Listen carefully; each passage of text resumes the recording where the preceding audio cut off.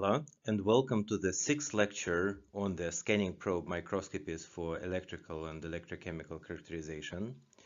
So in this and the next lectures, we are going to talk about the techniques based on the measurement of the local currents or current voltage relationships. So basically, first we are going to discuss the need for electrical characterization on example of the semiconductor devices, and discuss several classes of scanning probe microscopy techniques based on current detection, including scanning spreading resistance microscopy, conductive atomic force microscopy, nanoimpedance microscopies, and their extension to the scanning potentiometry, multiple probe SPM, scanning capacitance microscopy, and some applications of bias-induced SPM for electrical nanofabrication, and some interesting bias-induced effects on local melting, friction, and so on and so forth. So, why do we need to characterize the electrical behavior of the materials on the nanoscale? The answer is very simple, because we have to. So if we look at the semiconductor devices, whether diodes and solar cells, semiconductor lasers, computers, they're now made out of the elements which are below 10 nanometer in size. So we really need to be able to study the local transport characteristics. So this driving force is the same for the force-based techniques and for the current-based.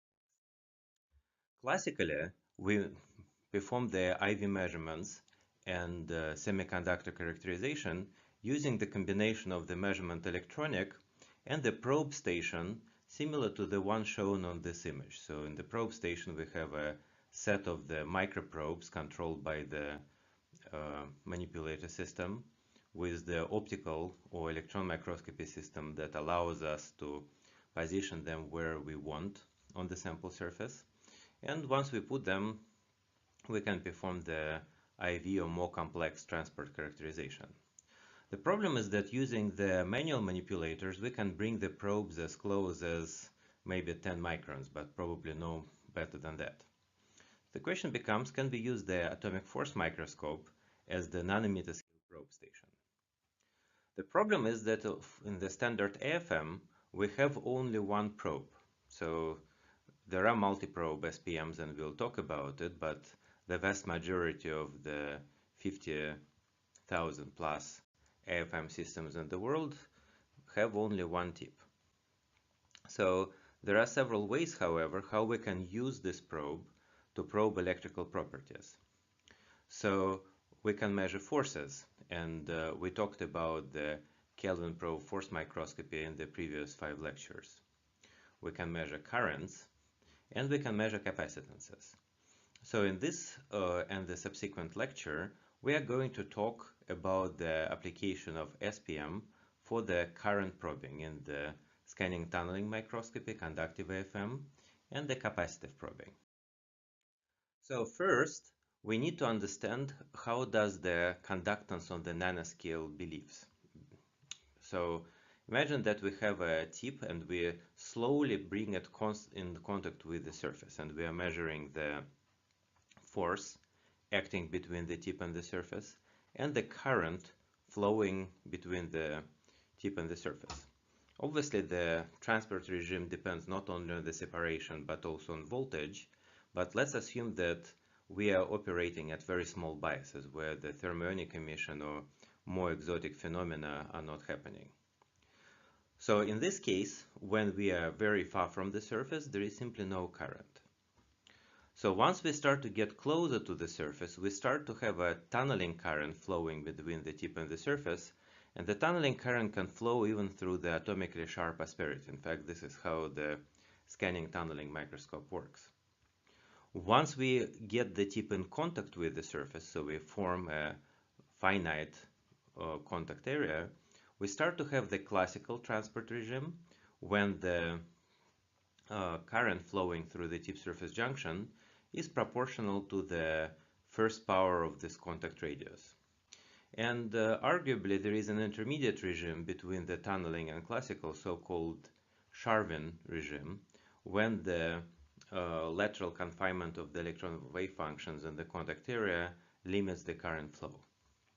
Generally, however, the two classical regimes for STM operation is the tunneling regime. So this is what we use in STM and atomically resolved imaging, or the classical regime when the contact between the tip and the surface in the first approximation is already classical.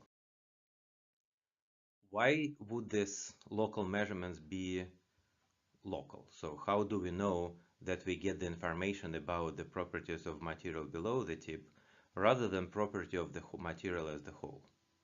So this is not a trivial question, because if we inject the electrons from the tip, they have to travel all the way through the material, all the way to the counter electrode. So how do we know that current measured in this way is primarily controlled by the area under the tip?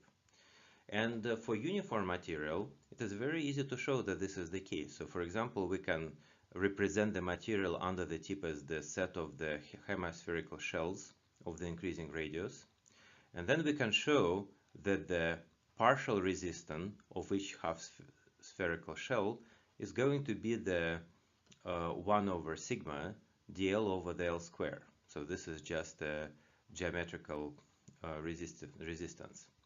The total resistance would be the integral of this value from the lower cutoff, so the size of the tip surface contact, all the way to the infinity. So it turns out that this integral converges, and the answer is 1 over sigma over A, which basically means that the total resistance of the junction between the tip and the surface is determined by the specific resistivity and the size of the constant of the contact. So only the material adjacent to the tip matters.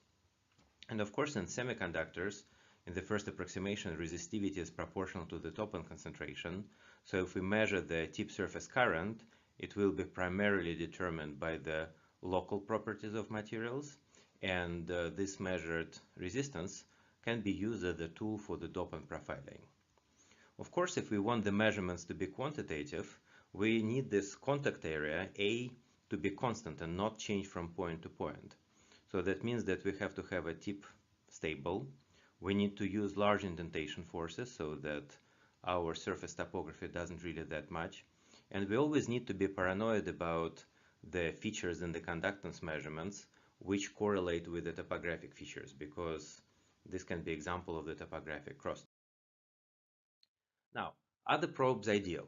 So it turns out that the standard metal-coated silicon tips are very unstable under the large indentation forces. So it's very easy to image the material with such probe and show that they can degrade very rapidly with time. Therefore, there are several strategies of people trying to improve these probes. So for example, make them out of the conductive diamond, or make them out of the metal, so even the small amount of degradation will not affect the conductive properties at all. And the new types of probes appear all the time, so this is something that you need to explore with the friendly probe provider. Now, how are we going to use this probe for electrical characterization? So the simplest example would be to take high quality AFM, very stable probes, show that you can measure the current voltage characteristics on the chosen region of the material, and then simply map the conductivity of the sample at the different voltage levels. And this is the example of this type of measurements taken about 20 years ago, when the St. John Dickson Warren group showed that you can have a semiconductor heterostructure, you can measure the conductance for different dopant levels, you can also measure the current voltage curves, and you have a clear example of how the conductivity evolves as a function of the bias in different regions. So it turns out that in the regions with the strong doping, the current depends relatively weakly on the bias level, and the regions with the weak p doping, the dependence is much stronger. Now, I mentioned two words, the scanning spreading resistance microscopy and conductive AFM. So are these different techniques or are these the same technique? And the answer is yes and no. So in principle, this is the same technique which utilizes the classical contact mode AFM for topographic feedback. And utilizes the current amplifier to measure the current flowing through the tip into the surface. The difference is that SSRM traditionally uses the large indentation forces of order of micronewtons and uses a logarithmic amplifier, so it gives you the information which is linear in the logarithm of the current flowing through the system. The conductive AFM typically uses small indentation forces and uses the linear amplifier, so the dynamic range is not as large, but the precision would be much higher. So these are close enough to being the same technique. The interesting point becomes how you calibrate them. So for SSRM, it is possible, and the number of people demonstrated an approach for creating the dopant grating structures, which allow to calibrate the resistance versus the semiconductor carrier concentration for known material, and then use this calibration curve for the unknown materials. And you can find more information about this in the following publication. What about spatial resolution? So traditionally, as I illustrated, the spatial resolution in SSRM or AFM is expected to be comparable to the radius of the tip surface contact. However, for some material systems, it was observed that effective spatial resolution can be much higher, as shown, for example, by Urban. And it turns out that one of the ways to rationalize these measurements is to speculate that the large pressures applied by the SPM probe can induce the local metal insulator transition in silicon, and that significantly increase the current flowing from tip into the surface. So whether this happens or not is obviously open for investigation, but with the new techniques that combine the scanning probe and nanoscale optical measurements, it is becoming possible to explore this behavior in more detail and complement the SPM information by the optical information specific to the specific phase. For conductive AFM, it is exactly the similar technique. So this is the example of the conductance imaging of the zinc oxide ceramics. And what you can see on the left is the topographic image, so you can clearly see the grains and pores between the grains.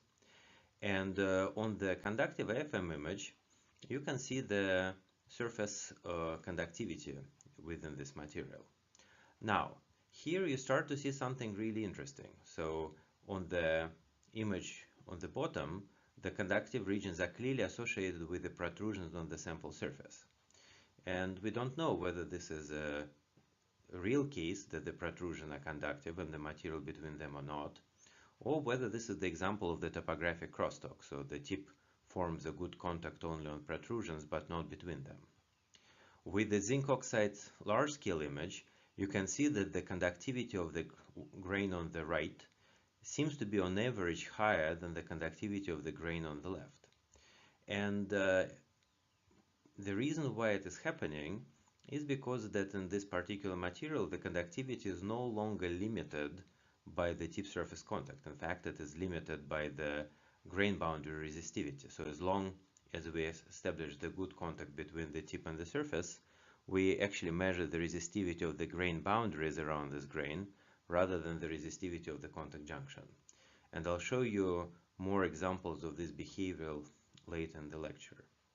Now, of course, CKPFM can be used in other materials, and there is a very large body of literature using CKPFM to explore the organic electronics, photovoltaics, hybrid perovskites, and so on and so forth. So this is relatively easy to find. What's interesting is that CKPFM can be used even to study the conductivity behavior on the level of the individual extended defects and even manipulate this behavior. So shown on this slide is the example of the beautiful study from Rainer Wasser group when they explored the conductivity behavior of the reduced strontium titanate single crystal, and they observed the presence of these bright dots over here. So you can see that the size of the dot is about 2 nanometers. So this dot corresponds to the dislocation, and it turns out that it's possible not only to measure IV curve of a single dislocation, but it is also possible to switch the dislocation between the conductive and non-conductive state. So a single dislocation can be effectively a memristive element. So this was a very exciting work which stimulated a lot of follow-on research by exploring local bias-induced transformations in solids, and I will show you several examples of that going further. Now, what about more complex techniques? So CKPFM and SSRM is essentially measuring the current flowing from the tip into the surface with some additional details on the experimental setting. Question is, can we use the current-based AFM for the transport measurements? So why would we want to do that? The reason is very simple, that unlike the force techniques, which are sensitive to the long-range electrostatic forces, the conductive AFM are sensitive to the current flowing through the tip surface junction, which means that the spatial resolution in the current-based transport measurement techniques should be much larger than in the force-based techniques. The counter-argument is that these techniques would be much more sensitive to the surface state of the material. The presence of the surface corrugation will lead to the topographic crosstalk. The presence of the minute contaminations will result in the changes in the resistivity as well. So it turns out that it is possible to implement a technique called scanning potentiometry when we apply the bias across our system of interest, and then we use a current amplifier and a nulling circuit that ensures that the current flowing from the tip to the surface is zero. This current equal to zero corresponds to the case when the potential of the tip is equal exactly to the local potential of the surface, and this technique would be much less sensitive to the topographic crosstalk and to the contamination, simply because the current is zero, only voltage is zero. All the correction will come from the non-ideality of the feedback loop. So this approach was implemented by the St. John Dixon Variant group, and this is the example of the scanning potentiometry mapping of the multiple quantum well laser, when you can use the scanning spreading resistance microscopy image, which shows the substrate, the n-doped material, the MESA, the active region, the multiple quantum well region, and the p-doped indium phosphate. And this is the example of the scanning potentiometry image of the same device, where you can see the potential drops develop in the device during the operation, and you can even see the internal structure of the multiple quantum well region as visualized through the scanning potentiometry measurements. Now, it turns out that we can also implement the SPM measurements in the two-terminal arrangement when we measure the current flowing through the tip into the specifically defined macroscopic electrode, or we use the scanning probe microscopy with the multiple tips. So this becomes essentially the analog of the two-probe measurements. This is a very simple example of how we show this behavior for the grain boundary conductance in strontium titanate.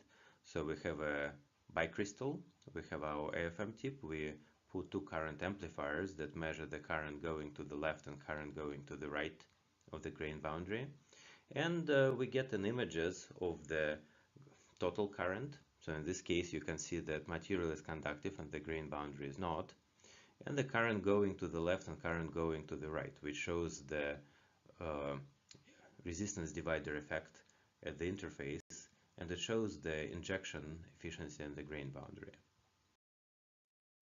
The same approach, both the two terminal measurements and the potentiometry, works in more complex cases. So this is an example of work from Mike Stederman, who adapted the tuning fork AFM to map the surface topography and conductance in the carbon nanotube networks.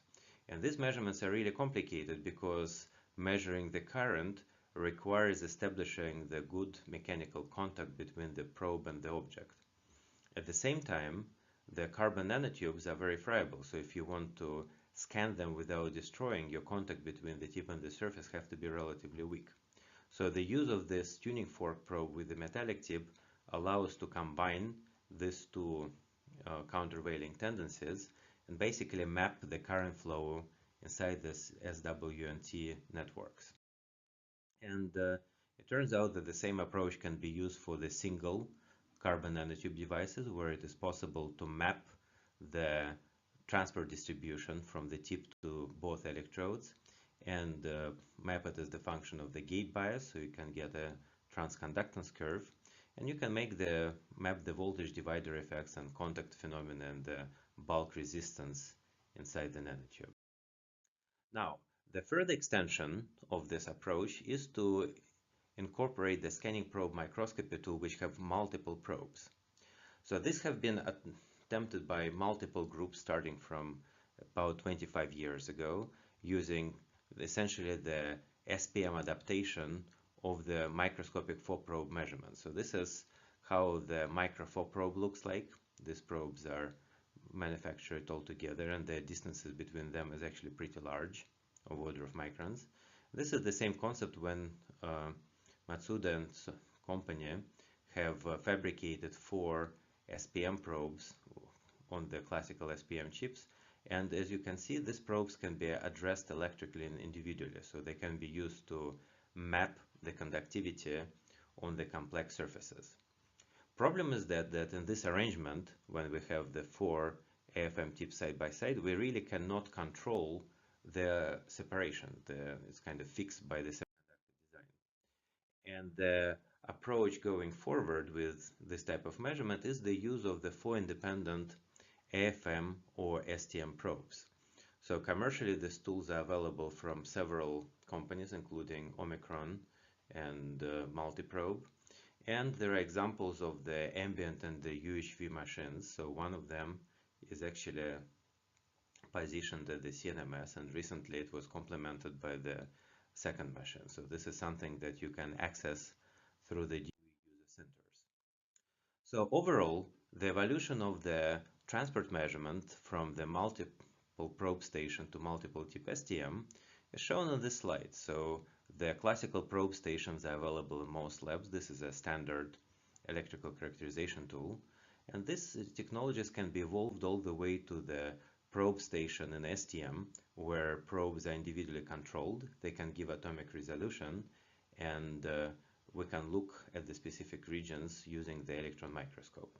As I mentioned, these multiple probe SPMs are rare and very expensive, but they're available in the DOE user centers, such as one at Oranel, Argonne National Laboratory, and other locations.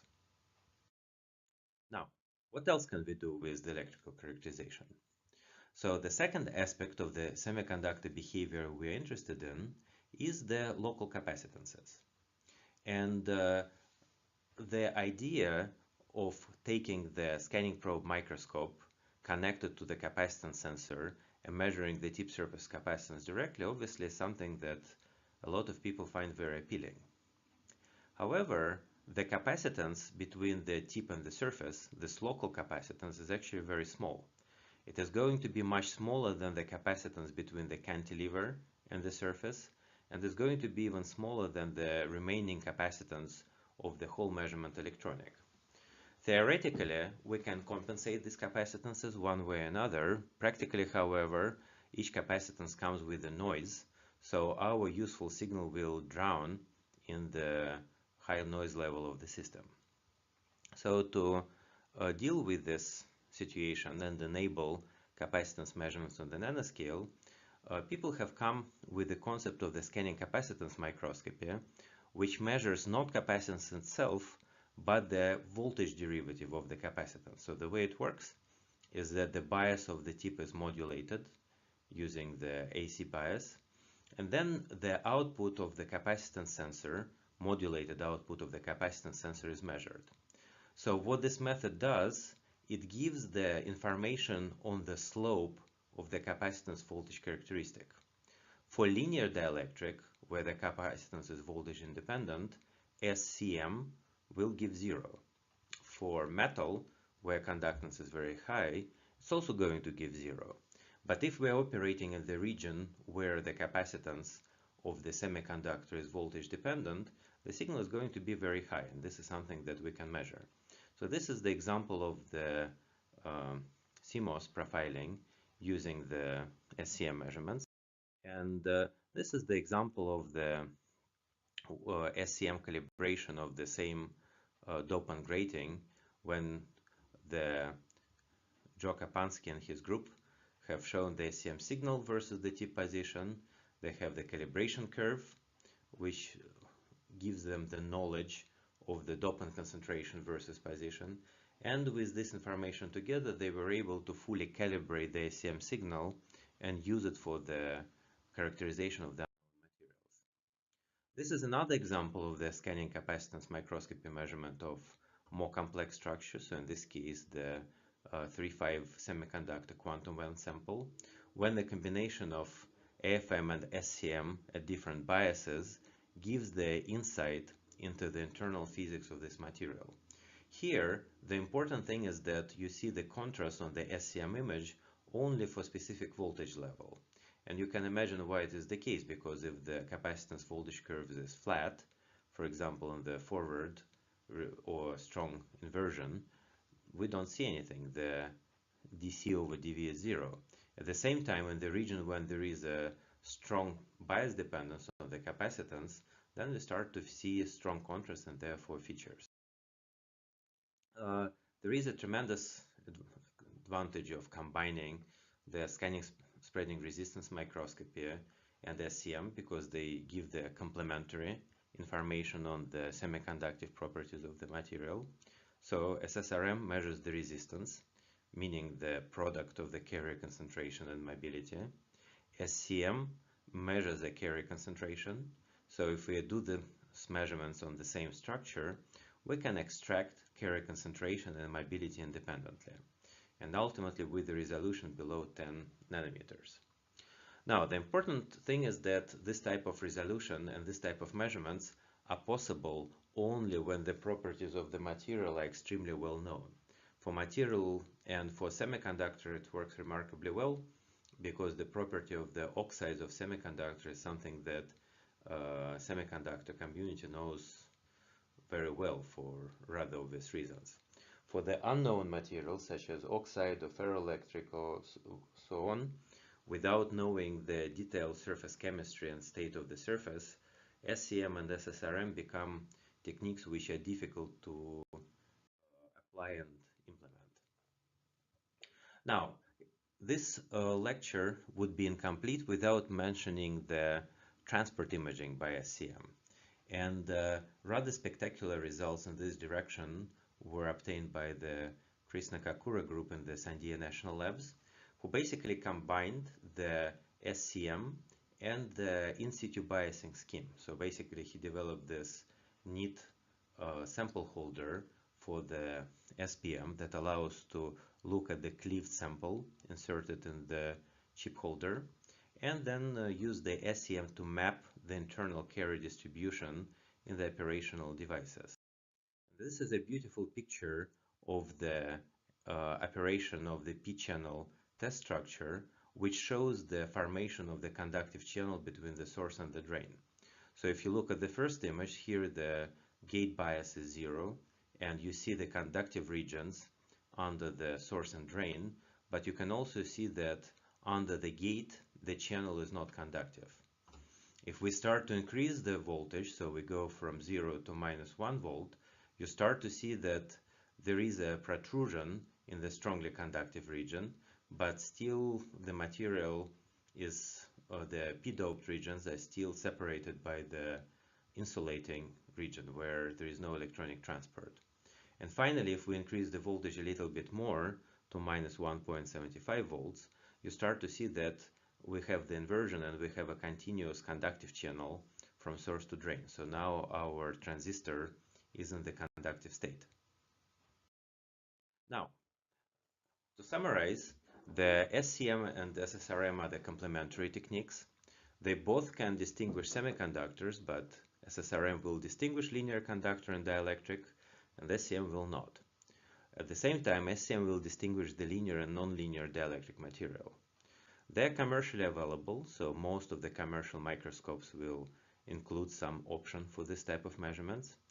The key to this experiments is, of course, having the working microscope, goes without saying, having the right probe, so we need to maintain a good tip surface contact, And the key thing is the sample preparation.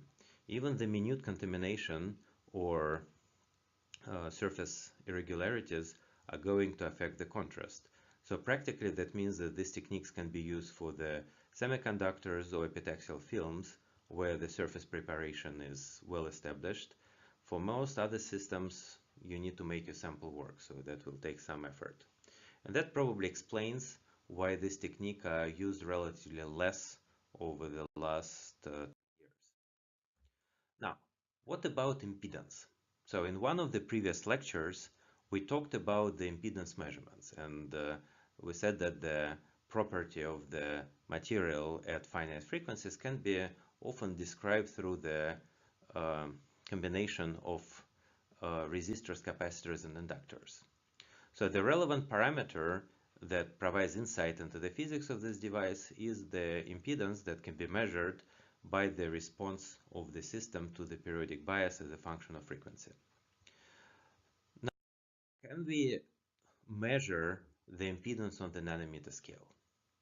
And the reason why we want to do it is because in the macroscopic measurements we get only the lumped circuit element for the device, but practically we know that for the spatial and homogeneous systems, different parts of the devices are going to have its own characteristics. For example, its own resistance, its own capacitance, and so on and so forth. So we really want to understand what is the spatial localization of the frequency-dependent transport behaviors inside the device or material.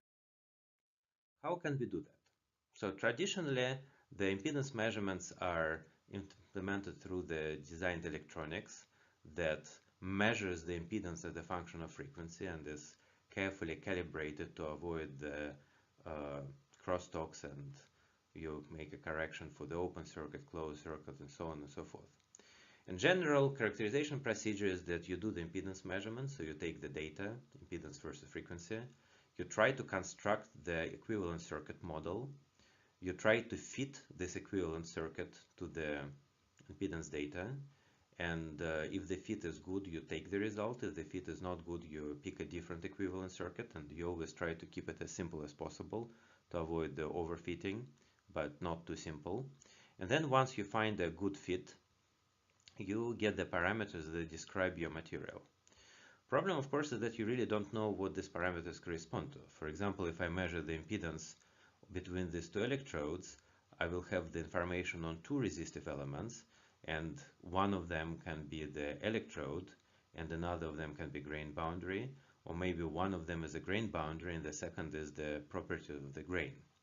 Very often I can identify it based on temperature dependence or the sample preparation and so on and so forth, but this takes a lot of extra effort to correctly identify the elements of the equivalent circuit with the specific microstructure features. So in order to work with this type of system, Jürgen Fleig have proposed the approach called the microimpedance spectroscopy, when there are multiple contacts deposited on the sample surface and the impedance is measured between the contacts, for example, separated by the grain boundary, and it can be measured between the two contacts which are not separated by the grain boundary. And then if we see that there is two RC elements for this equivalent circuit and only one RC element for this equivalent circuit, that will allow us to conclude that the grain boundary is comes with its own RC behavior, and we can even quantify it. The problem with this microimpedance measurements is that the contacts are fixed, the number of contacts is limited, and once you put them, that's where they stay. So it's actually some effort to make it work. The question is, can we extend this approach for the AFM? So can we take the scanning probe microscope and connect it to the impedance analyzer? So this is doable. So of course you need to solve the problem of how to tell the impedance analyzer to communicate with the AFM and store the data, but it is entirely doable. And these are the few examples of how these measurements can run. So this is the example of the gold tip on the gold surface. In this case, if the tip is good, we measure the relatively small resistance of order of 20 ohm in a very broad frequency range. So all the way from 10 Hertz to 10 megahertz. And then for slightly higher frequencies, we start to measure the upswing, which is basically the contribution of the inductances in the circuit. At the same time, if we overdo the measurements, our impedance measurements start to look like this. So our conductance now is very low, so the resistance is something of order of gigaohm. Our tip effectively burned. And the impedance response of the system now is the pure capacitance of the cantilever surface system. And you can prove that here it is resistance because initially the phase shift is 0, so this is resistive behavior. Here phase shift becomes minus 90, so this is the capacitive behavior. So this nanoimpedance measurement is a convenient way to characterize the properties of the tip surface junction. Of course, we can explore the different materials, so we can take the tip coated by different materials: gold, platinum, titanium nitride, silicon, diamond, tungsten carbide, and we can measure this type of behaviors, and we can measure the impedance as a function of bias. And it turns out that this behavior will be remarkably dependent on the type of the tip. So, for example, for the diamond tip, we have a pretty stable resistance of order of 10 kilo ohms, and for titanium nitride, we have a reasonably poor conductance, so it's of order of tens of mega ohms, and it drops to 100 kilo ohm for rather significant biases. For silicon, the dependence of the resistance on the bias is much more nonlinear, so it becomes pretty conductive in the positive biases and fairly insulating for the negative bias. So this is a classical rectifying behavior for the metal semiconductor junction. And of course, we can show why it makes sense to do these measurements with the impedance analyzer rather than simple current amplifier. So compare the Z impedance versus bias for the silicon gold tip measured at 1 kilohertz and 10 kilohertz. So measurement at the high frequency allows to significantly reduce the noise level in the system. So our averaging is much better, and we do measurements outside of the 1/f noise corner. Of course, the next question is, can we extend these measurements for mapping? The answer is yes, we can. So for example, we can scan the surface of the material, and we can measure impedance at the chosen frequency. So here I show the impedance amplitude and the phase angle. And you can see that in this particular case, we have a absolutely non-conductive grain, and we have some conductivity in these two grains of zinc oxide. Interestingly, if I increase the DC bias offset on the tip, then the grains do become conductive. So the zinc oxide shows a very strong bias dependence of the conductivity, and I can actually explore that. And in fact, I can even park my tip on the surface and make sure that I measure the impedance between the tip and the macroscopic electrode. And I can show that I can measure these two RC circuits, and the circuits start to collapse when I apply the DC bias to the tip. So I can analyze this data and get the equivalent circuit parameters. And this allows me to probe the impedance characteristic of the single grain boundary and probe the bias dependence of this impedance as well. The problem in this approach is that it works very well only for the systems which have grain boundaries or other macroscopic regions. For linearly conductive materials or for uniform material, you will measure only the impedance of the formed by the tip surface resistance and the capacitance of the cantilever surface junction. So nanoimpedance microscopy and spectroscopy work remarkably well, but they're limited for specific classes of the grain boundary or interface limited materials. And you can find more information about these methods in these two publications. Now, what else can we do with the bias probes and scanning probe microscope? Now, one thing that people were noting over and over again, that if you put the tip in contact with the surface and apply large bias to the tip, then the surface starts to change. And the reason for this is very simple, that many surfaces are prone to the electrochemical reactions. Once you put a nanometer tip in contact with the surface and apply a bias of the order of volts, your electric fields get to the point of 10 to the 9 volts per meter. These are really high values, and it basically induces the electrochemical reactions which are generally impossible in the microscopic systems. For example, it is possible to put tip in contact with the surface of silicon oxide on silicon, apply bias, and induce the growth of the silicon oxide region. So this process is usually mediated by the water meniscus, so you'll get a very different answer if you do this type of studies in ambient or in dry environment. And for most methods, it's actually a problem, but it turns out that, as in many cases, sometimes it's a problem and sometimes we can use it. And the way to use it is for the electrical nanofabrication. So these are a few examples of the silicon oxide nanodots and nanoliths formed using the nano-oxidation, and it works for multiple materials. It works for zirconium, titanium, gallium arsenide, and many other materials. Notably, the chemistry induced by the SPM tip can be extremely interesting. So my favorite example is the work by Ricardo Garcia, who has shown that if we apply 10 volts to the tip in the hexane in contact with the silicon oxide surface, then we'll start to form the silicon carbide. What's interesting is that we generally don't have the dielectric breakdown, because the necessary condition for the dielectric breakdown is the field concentration on the edge of the growing breakdown region. So in SPM, the field is highly localized and it falls as 1 over r square away from the tip surface junction. So generally we don't have the breakdown, but we can have a very unusual electrochemistry.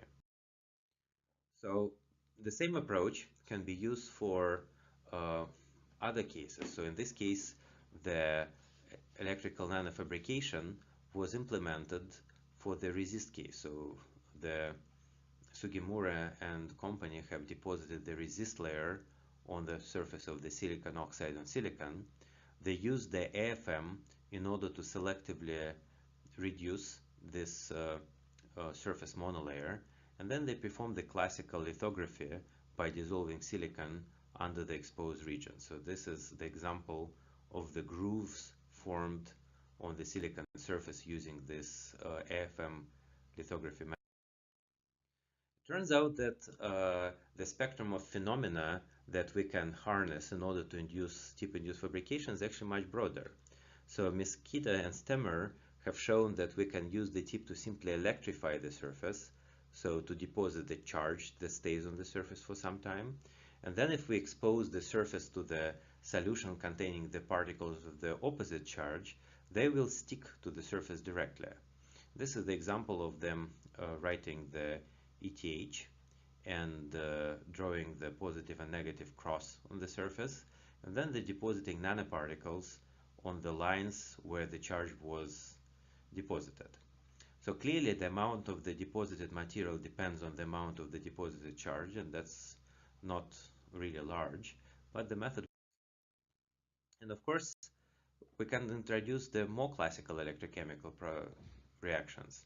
So for example, if we work with the silver electrolyte, we can apply the bias to the probe and reduce silver in the form of particles as shown here.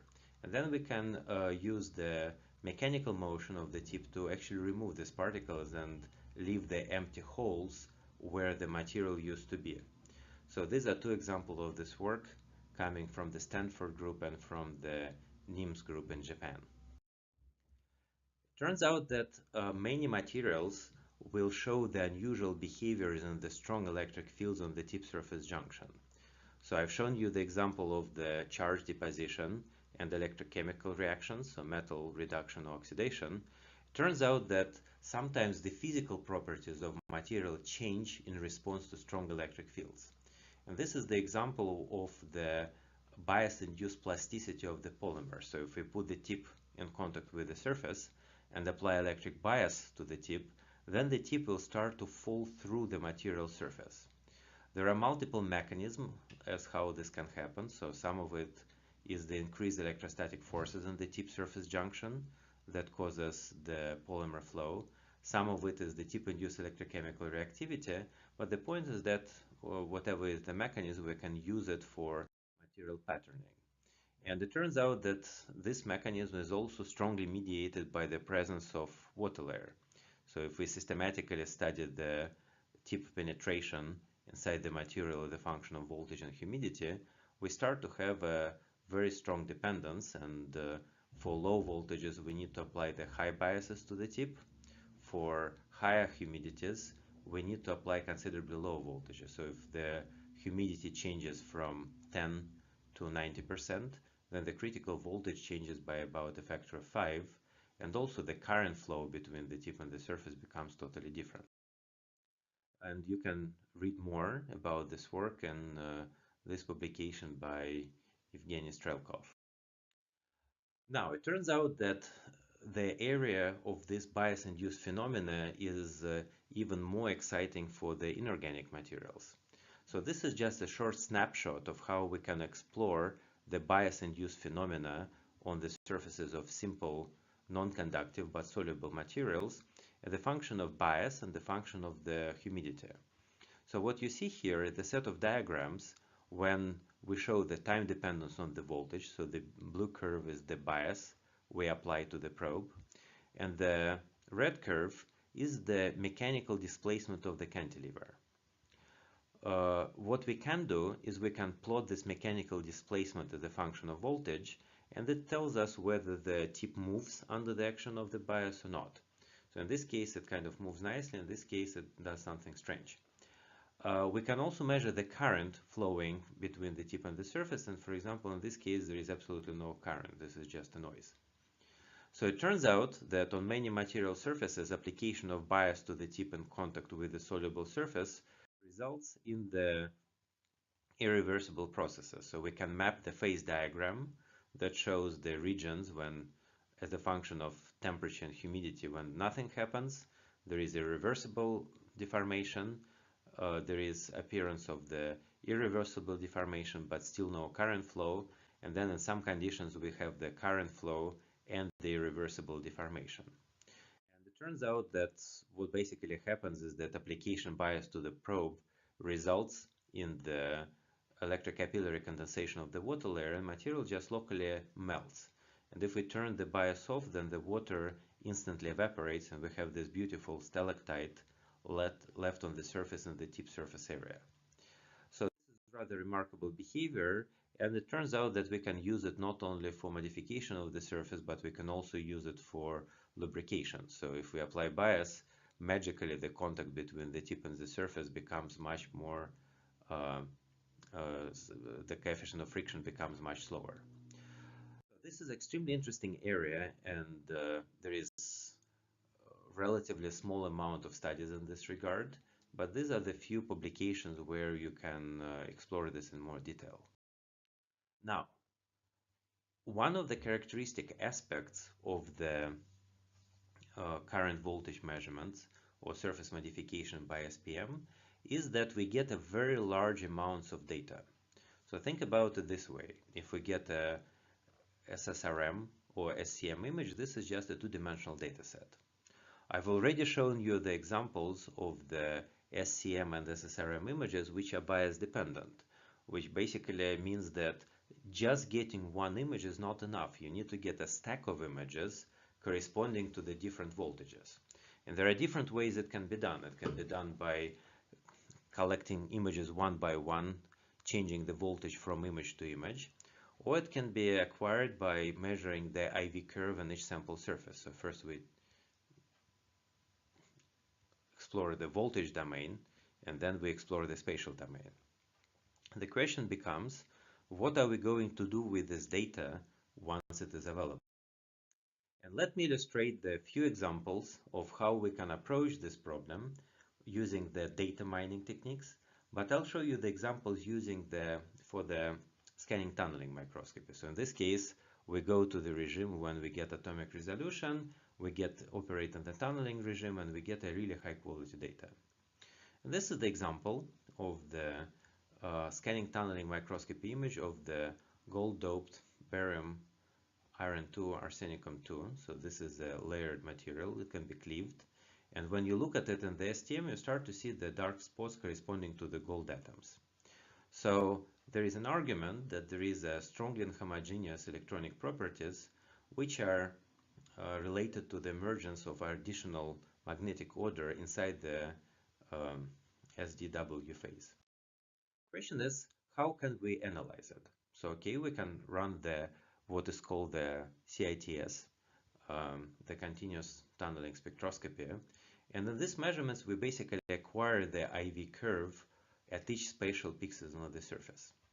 So this is the example of the several IV curves from minus 100 to 100 millivolts acquired over this region. So what are we going to do next? The question becomes is how can we separate and classify physical behaviors if we have an access to the scanning and tunneling spectroscopy spectra? And the idea is that we can use the deep data mining techniques, such as the principal component analysis, K-means clustering, Bayesian linear and mixing, to separate our three-dimensional data cube into the collection of the what is called N-members or representative behaviors and the evidences or the spatial distribution of these behaviors. So I'm not going to talk into the details of this methods, but just let me illustrate the first example of it, which is called the K-means clustering, when we try to separate the curves in the individual classes based on the similarity.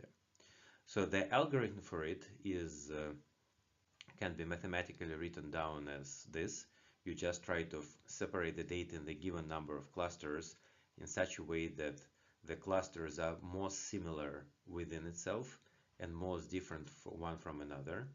It turns out that in this case, we suspect that based on the analysis of the dendrogram, there should be 3 clusters in the system, and we can plot their spatial maps. So it looks like that there are regions of well-characterized characteristic behavior, and we can determine their characteristic size, and we can also determine their spatial distribution. So as you can see here, the yellow region is always inside the green region, which basically tells us there is a 2 rather than 3 parameters which continuously changes from one point. And if we extract the characteristic behavior for these curves, we can see that these are the characteristic behavior of first cluster, second cluster, and the third cluster. So they're slightly different, especially on the positive side of the tunneling. Now, another way to work with this data is try to separate it using the linear mixture model. So in this case, we assume that the current flowing between the tip and the surface can be represented as the superposition of several mechanisms. And they satisfy the non-negativity and full additivity constraint. It turns out that there are methods that allow us to separate the linear mixture into components even without knowing anything about these components and their spatial distribution. So this is so-called the blind source separation method. And it turns out that they work remarkably well. We can take our maps and decompose them in 6 components, and it turns out that these end members start to resemble well-known physical mechanisms. So this is the example of the 2 maps that resemble the behavior of STW state. This is the example of the quasi-particle-like maps. This is the example of the pseudo-gap type behavior. Obviously, this type of studies require much more effort to combine the physics of the imaging process and the classical theory, but the fact that this is possible gives us the way to get a handle of the data. It turns out that we can do this analysis on the single atom level. So this is the example of the surface topography imaging on the single atoms inside this lattice. And we can determine we can see these impurity atoms very clearly, and we can determine how the impurity atoms affect the size of the lattice. So we can map the size of the unit cell and the unit cell area and the angle around the dopant atom. So we know how the single atom distorts the material around. And it turns out that we can combine this scanning tunneling microscopy and this local spatial mapping and get the correlation between the specific types of the conductivity behavior and specific types of the electronic transport. So you can learn more about the studies in the following publication by Maxim Ziadinov and company. And